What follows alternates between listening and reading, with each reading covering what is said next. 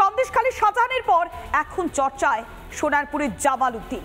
এক মহিলাকে শিকল দিয়ে বেঁধে মারধরের ঘটনায় তার নাম প্রথম প্রকাশ্যে আসে। তারপর থেকে জামাল নিয়ে মুখ খুলতে শুরু করেছেন এলাকাবাসী। সামনে আসছে জামালের ভয়ানক অপরাধের দীর্ঘ ইতিহাস।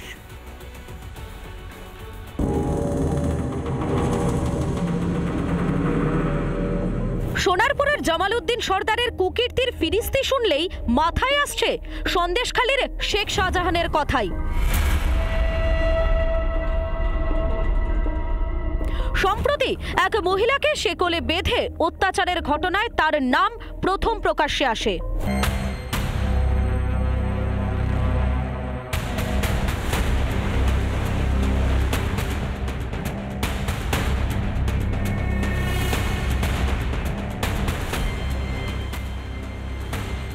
তারপর থেকেই জামালের বিরুদ্ধে একে একে মুখ খুলতে শুরু করেছে এলাকাবাসী। সামনে আসছে জামালের অপরাধের দীর্ঘ ইতিহাস।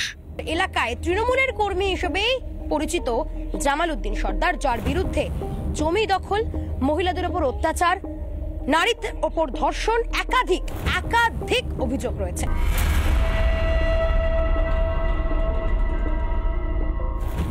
এলাকার মানুষজন যারা তাকে প্রথম থেকে দেখেন, তারা যেমনটা জানাচ্ছেন যে নিজের পরিবারের সদস্যদেরও রেহাই দেননি জামাল উদ্দিন সর্দার।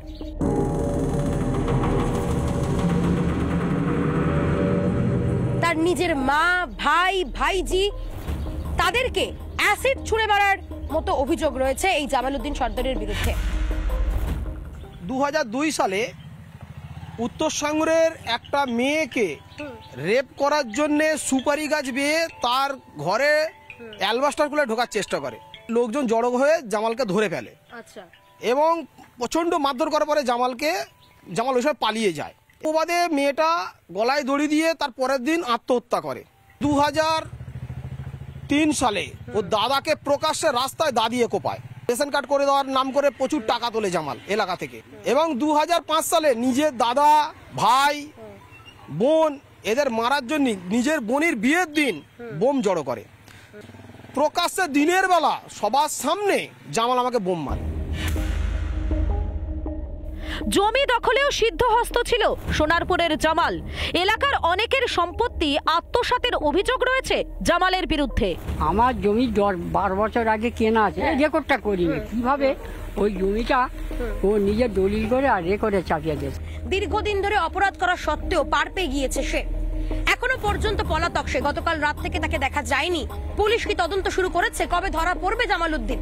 এখন এটাই প্রশ্ন সোনারপুরের সাঙ্গুর অঞ্চলের এলাকাবাসীদের। ক্যামেরায় শুভ্রাংশু ঘোষের সঙ্গে লীনা ভট্টাচার্যের রিপোর্ট, রিপাবলিক বাংলা, সাঙ্গুর। বিজেপির পঞ্চায়েত সদস্যকে মারধরের অভিযোগ উঠল হুগলির বাগডাঙ্গা এলাকায়। পঞ্চায়েত সদস্য হওয়ার পর থেকেই তাকে হুমকি দেওয়া হতো বলে অভিযোগ করছেন স্থানীয় বিজেপি নেতৃত্ব। জানি উত্তেজনা হুগলির বাগডাঙ্গা এলাকায়।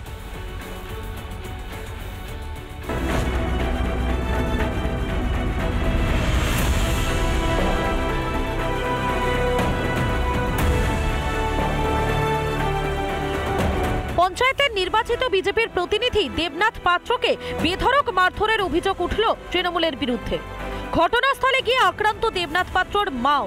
হুগলির বাগডাঙ্গা এলাকার ঘটনা। লাইট লাগানো কাজ হচ্ছে, তারপর এবার ও এরকম গালাগাল করে। এবার আমি বলছি যে দেখ কী করে অন্যায় করেছি, গালাগাল করি, সার করি, এরকম বলছি আর করছি।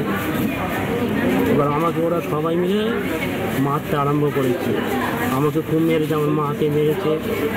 একটা বউ এসে বলছে মামি আমাকে কি হলো, বলছে দেবনাথকে সবাই মারছে। আমি উঠিতে গিয়ে আমি যাই বোর দিকে পড়ে আমি তোদের পায়ে দিয়েছি। আমার ছেলে মেয়েটা মারেনি, ছেড়ে দে। যাই বলছি আমাকে এখান থেকে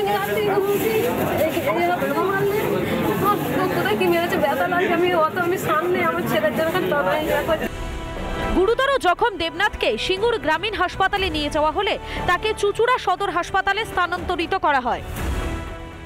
পঞ্চায়েত সদস্য হওয়ার পর থেকেই দেবনাথকে হুমকি দেওয়া হতো বলে অভিযোগ স্থানীয় বিজেপি নেতৃত্ব।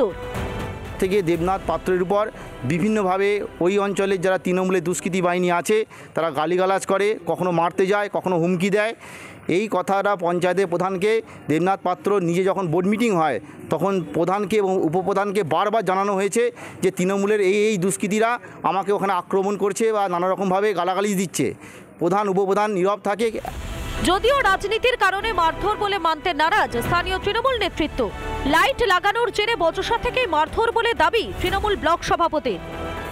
কোনো রাজনীতির ব্যাপার নয়, একটা পাড়াতে লাইট লাগানো নিয়ে বচসা হচ্ছিল এবং যাকে বলছেন ওই বিজেপির সদস্য, সেই হচ্ছে ওই মুদিখানার দোকান ছিল কাছে, ওইখান থেকে ছুরি নিয়ে যার সাথে তর্ক বিতর্ক হচ্ছে তাকে অ্যাটাক করেছিল।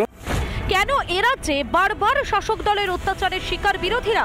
কবে থামবে বিরোধীদের ওপর অত্যাচার হামলা? প্রশ্ন থাকলেও উত্তর অধরাই। হুগলি থেকে সুজিত গৌড়ের রিপোর্ট, রিপাবলিক বাংলা। বারবার প্রকাশ্যে এসেছে শাসকের শাসানি, আর এবার আরো এক ধাপ এগিয়ে গেলেন কালনা পুরসভার চেয়ারম্যান আনন্দ দত্ত। বর্তমান রাজবাড়ী চত্বরে নিরাপত্তা রক্ষীকে গালিগালাজ করে ধাক্কা দিয়ে সরিয়ে দিলেন তিনি। সোশ্যাল মিডিয়াতে ভাইরাল সেই ভিডিও, চেয়ারম্যানের ঔদ্ধত্যে নিন্দার ঝড়।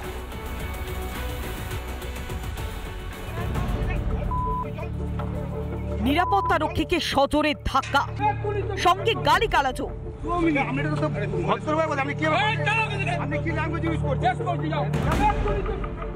বিতর্কে কালনা পুরসভার চেয়ারম্যান আনন্দ দত্ত। দেখুন।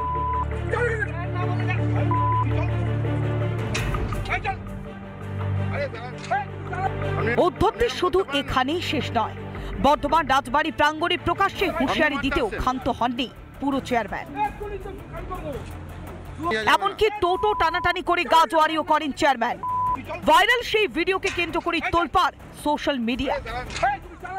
ধাক্কা দেওয়াটাই তৃণমূলের সংস্কৃতি, পুরো চেয়ারম্যানের ভূমিকায় প্রশ্ন তুলে তো বিজেপি। এদের কাছে এর থেকে ভালো কিছু আশা করা যায় না। এরা জনপ্রতিনিধি হচ্ছে নামে জনপ্রতিনিধি।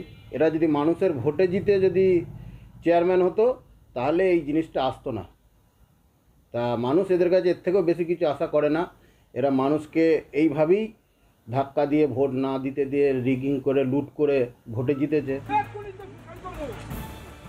চেয়ারম্যানের প্রতিক্রিয়া না মিললেও বিরোধীদের মতোই চেয়ারম্যানের আচরণের তীব্র নিন্দা করেছেন দলেরই বিধায়ক।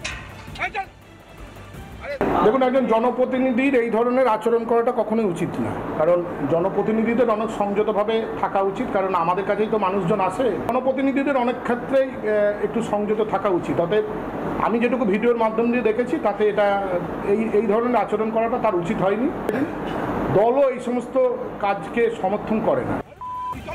নিন্দা তো হলো, কিন্তু আদেও কি অনুতপ্ত কালনা চেয়ারম্যান? পূর্ব বর্ধমান থেকে সন্তোষ দাস, রিপাবলিক বাংলা।